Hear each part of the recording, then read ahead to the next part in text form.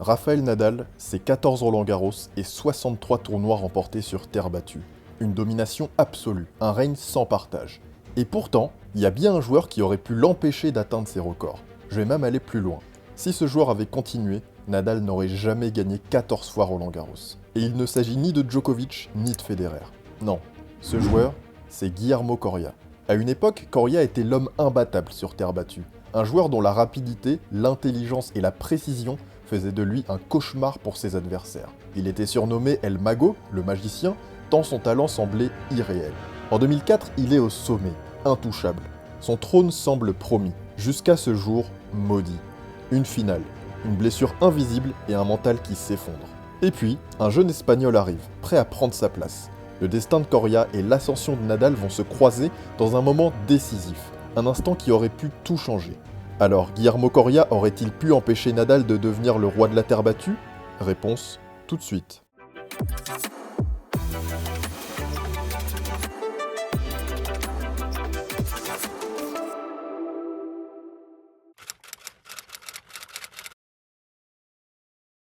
Guillermo Coria.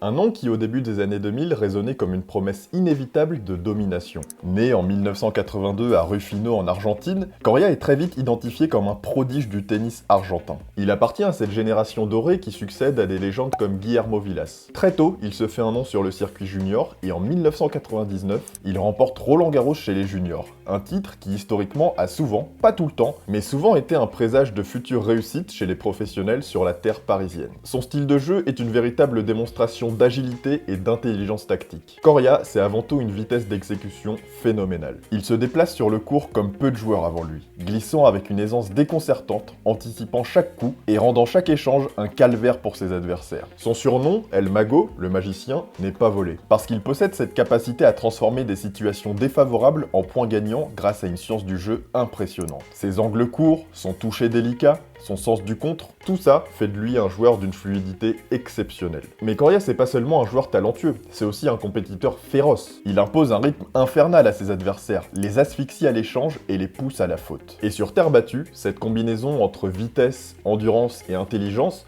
fait de lui un joueur pratiquement imbattable quand il était au sommet. Sauf qu'en 2001, Coria a subi un sacré revers dans sa carrière, puisqu'il a été contrôlé positif à la nandrolone, un produit interdit. La sanction est lourde, 7 mois de suspension et quasiment 100 000 $ d'amende. Mais Coria a toujours nié. Il a pointé du doigt un complément alimentaire contaminé, fabriqué par un laboratoire américain. Il a fini par attaquer le laboratoire en justice et a obtenu un dédommagement, ce qui confirme qu'il y avait bien un problème dans la fabrication du produit. Mais revenons au tennis, parce qu'effectivement les années 2003 et 2004 sont celle où Coria atteint son apogée. En 2003, les planètes s'alignent dans son jeu, et il enchaîne une série de 31 victoires d'affilée sur terre battue. Une performance qui rappelle les grandes dominations sur la surface, comme Guillermo Vilas. Et pendant cette période, il rafle presque tout. Après des finales perdues à Buenos Aires et Monte-Carlo contre Moya et Ferrero, il remporte 5 titres. Hambourg, Stuttgart, Kitzbühel, Sopot en Suède qui est son 3e tournoi remporté en 3 semaines, et puis Bâle, son seul tournoi sur surface rapide, en indoor. En fin d'année, il dispute le Masters et termine la saison à la 4e place mondiale. Ça y est, Guillermo Coria fait partie des meilleurs, et notamment sur terre battue, où il possède tout ce qu'il faut pour dominer. Un jeu très lifté qui lui permet de trouver des zones parfaitement adaptées au jeu sur terre,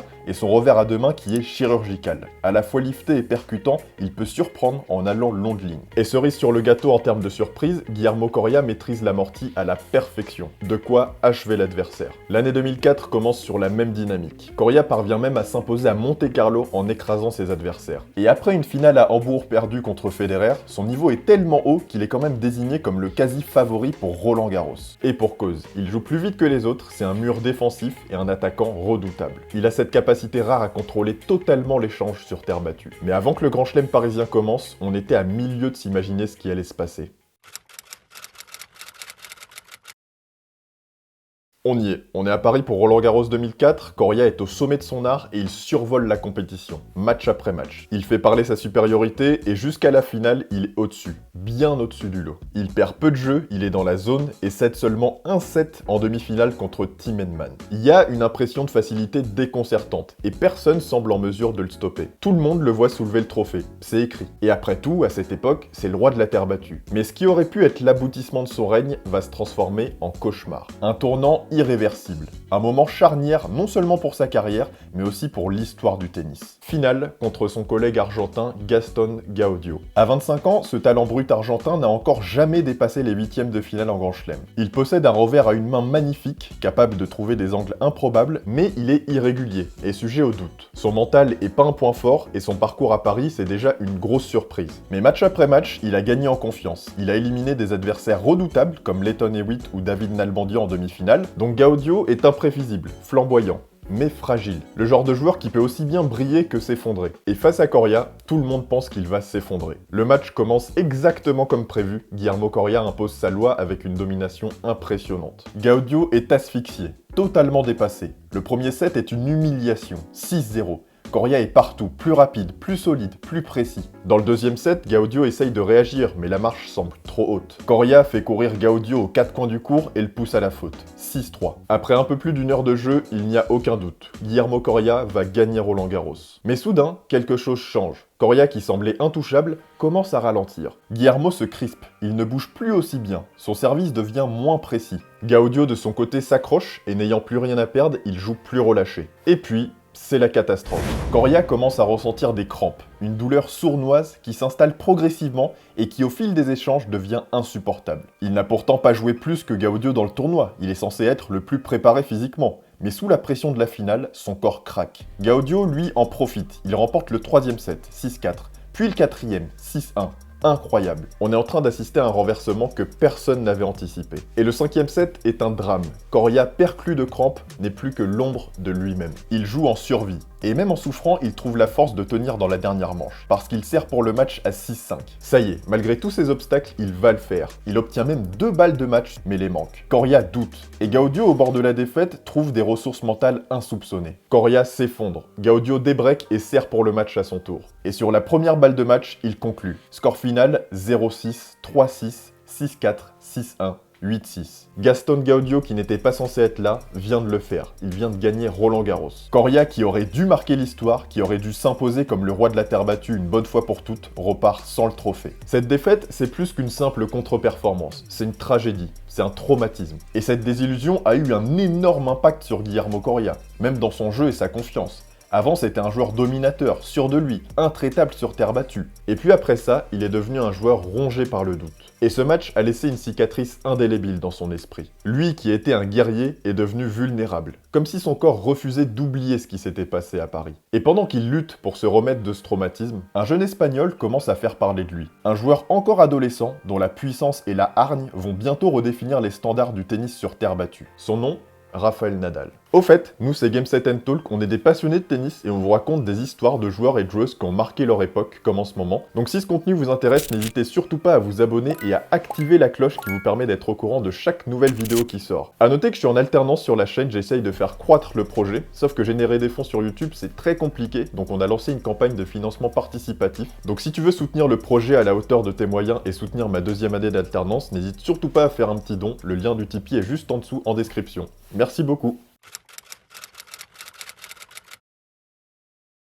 Après la désillusion de Roland-Garros 2004, Coria aurait pu se relever, revenir encore plus fort et s'imposer enfin comme le patron de la terre battue. Mais un problème de taille s'est vite dressé sur son chemin. Un jeune Espagnol à la fougue impressionnante qui commence à faire trembler le circuit. En 2005, Rafael Nadal n'a que 18 ans, mais il est déjà un phénomène. Son jeu est une révolution, une puissance brute, un lift dévastateur, un physique hors du commun et une intensité qui ne faiblit jamais. Contrairement aux joueurs classiques sur terre battue, il ne se contente pas d'un jeu défensif et patient. Il agresse, il matraque et impose un rythme infernal. Dès ses premières apparitions sur terre, il devient évident qu'il n'est pas qu'un simple espoir du tennis espagnol, mais un futur monstre. Et pour asseoir son autorité, il doit s'attaquer aux joueurs qui règnent déjà sur ocre. L'homme à battre est donc Guillermo Coria. Les deux s'étaient joués une première fois à Monte-Carlo en 2003, victoire Coria, mais Nadal arrivait tout juste alors que Coria était au sommet. 2 ans plus tard, les deux se retrouvent une nouvelle fois à Monte-Carlo, un tournoi que Coria connaît très bien, puisqu'il reste sur une finale en 2003 et une victoire en 2004. En 2005, Coria arrive en finale avec l'espoir de prouver aux autres qu'il est toujours le patron sur terre. Mais cette finale va être un choc. Face à lui, Rafael Nadal. Et l'Espagnol impose immédiatement son jeu. Il frappe plus fort, il couvre le terrain avec une rage incroyable et il ne laisse aucun répit. Coria, autrefois le joueur le plus rapide et le plus dur à déborder, se retrouve pris de vitesse. Et malgré un troisième set sans, Nadal s'impose 6-3, 6-1, 0-6, 7-5.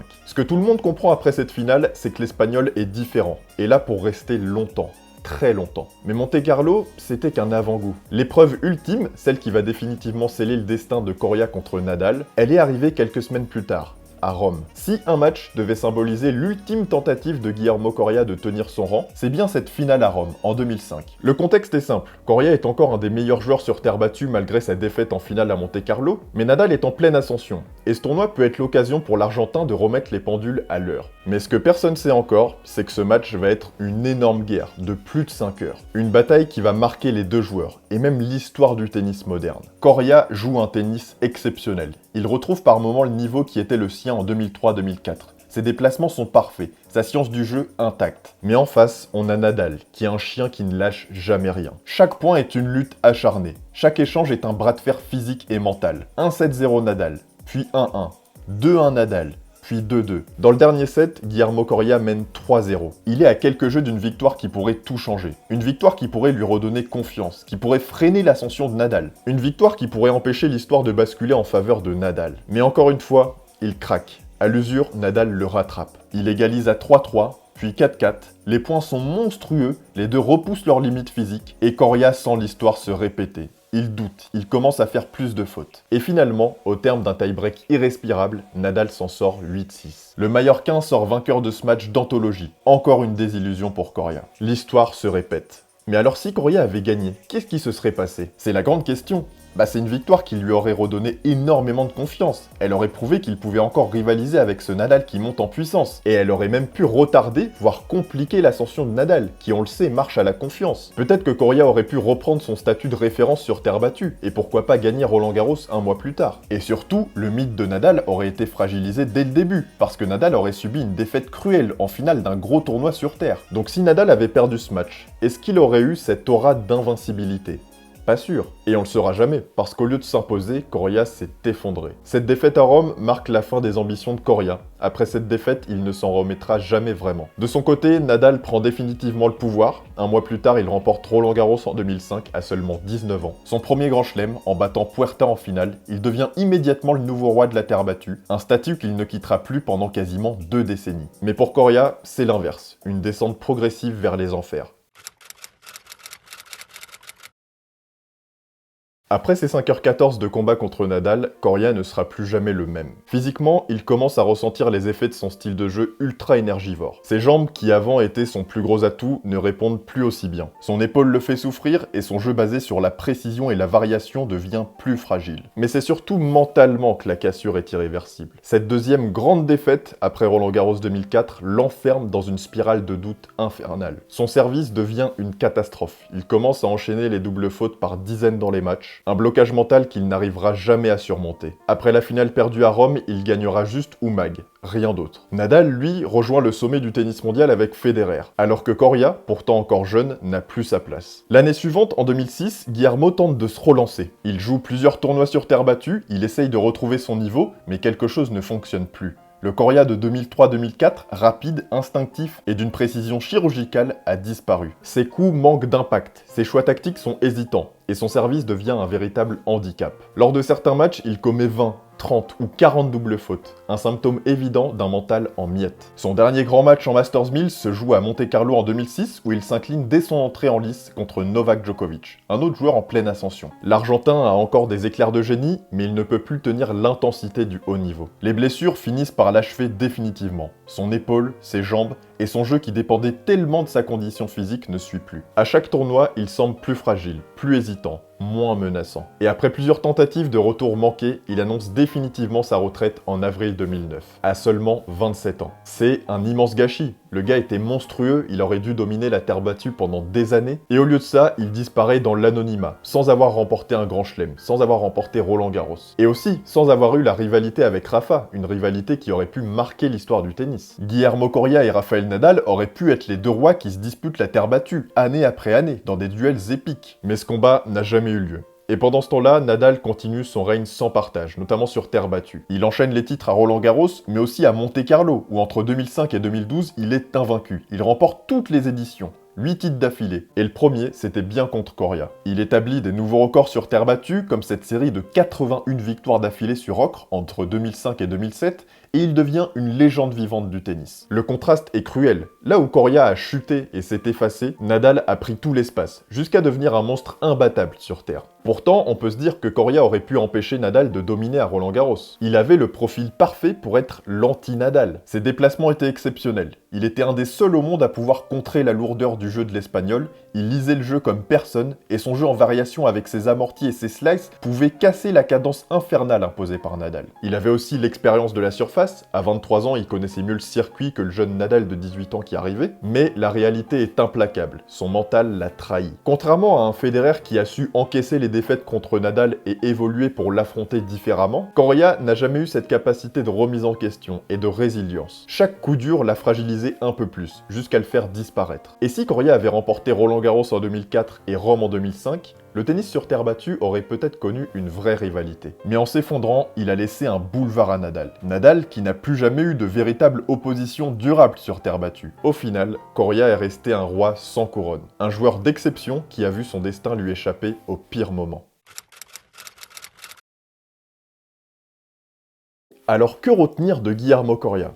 Difficile à dire, parce qu'aujourd'hui, qui se souvient vraiment de Coria? Pour les passionnés de tennis, il reste un gros joueur qui a eu une énorme période et qui aurait dû marquer le tennis. Mais pour le grand public, Guillermo Coria, c'est juste un nom perdu dans l'histoire, largement éclipsé par Federer, puis Nadal, puis Djokovic. Donc il n'a pas laissé une trace indélébile dans l'imaginaire collectif du tennis. En Argentine, il est toujours respecté, mais son héritage est beaucoup moins fort que celui d'un Del Potro, qui a gagné un grand chelem, et qui en plus a défié Federer, Nadal et Djokovic pour de bon, et les a battus, en grand chelem. Pourtant, dans une autre réalité, Coria aurait pu être le plus grand joueur sur terre battue de son époque. Mais dans notre réalité, il est l'histoire d'un champion inachevé, d'un duel avorté et d'une légende alternative qui ne s'est jamais concrétisée. Après sa carrière, Coria a été nommé capitaine de l'équipe d'Argentine en Coupe Davis. D'ailleurs, il a succédé à Gaston Gaudio, plutôt ironique. Son objectif, c'était de relancer une équipe argentine en transition. Mais son passage a été plutôt discret. Il n'a pas réussi à redonner à l'Argentine un rôle majeur dans la compétition. En septembre 2023, il a donc quitté son poste après 2 ans de résultats mitigés. Depuis, il reste actif dans la formation des jeunes joueurs argentins en travaillant avec la fédération pour aider les jeunes talents à percer sur le circuit, notamment sur terre battue, où son expertise reste évidemment très précieuse. C'était l'histoire de Guillermo Coria, l'histoire d'un champion qui aurait dû marquer son époque, mais qui a échoué.